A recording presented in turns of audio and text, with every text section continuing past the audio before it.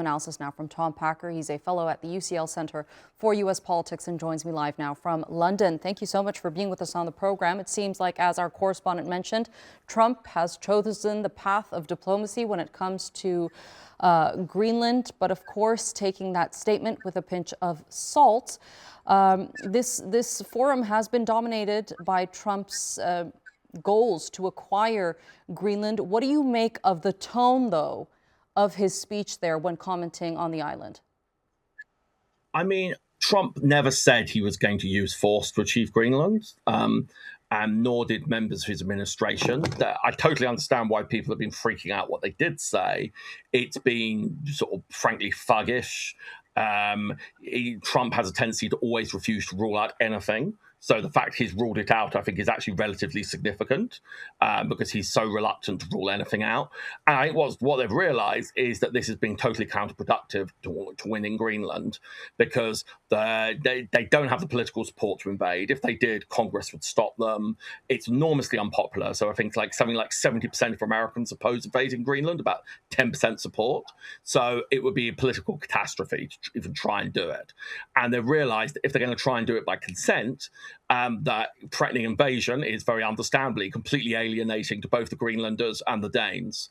So they're going to try a negotiated settlement. I'm doubtful they'll succeed, partly because they've alienated people through the earlier thuggery, but also because I think to persuade Greenlanders to be part of the US would take a lot of money.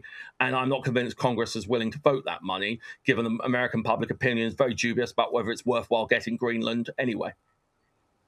During his speech, he mentioned a number of times that he has brought an end to 8.5 wars, the half being the Russia-Ukraine war. He commented on that as well. And regarding the war in Ukraine, he said that it was time that the leaders came to the table and struck a deal. And if they didn't come to the table, that they were, quote, stupid, quickly taking back that statement, saying that they're not stupid indeed. This somewhat showed frustration on Trump's part, not being able to bring an end to this war. But where do you think they're at in terms of reaching a deal? Do you think they're closer than they have ever been over the last couple of years?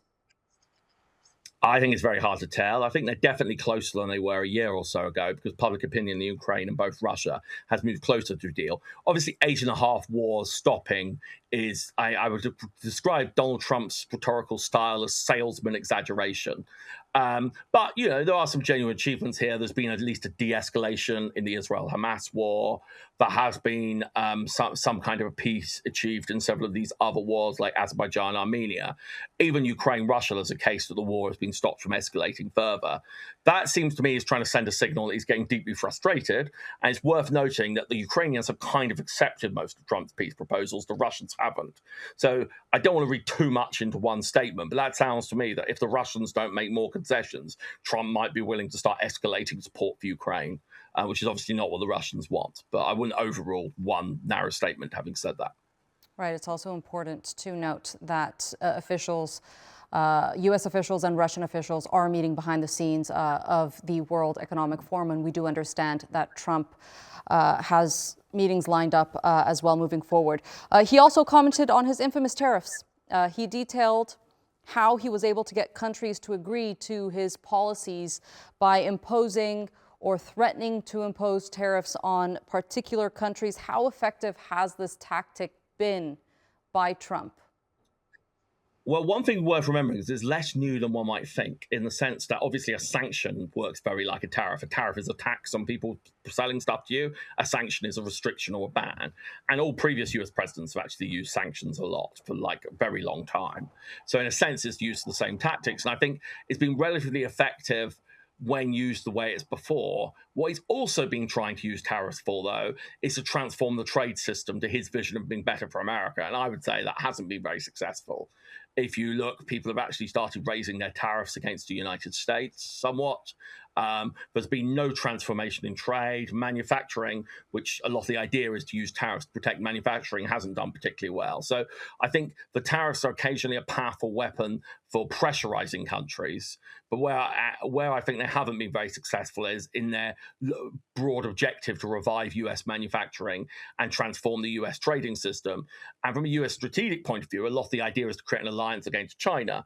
And the way Trump has done these tariffs has made that a lot harder because he's been alienating countries like the UK or Canada, who you would expect to be part of a pro-US, anti-China bloc.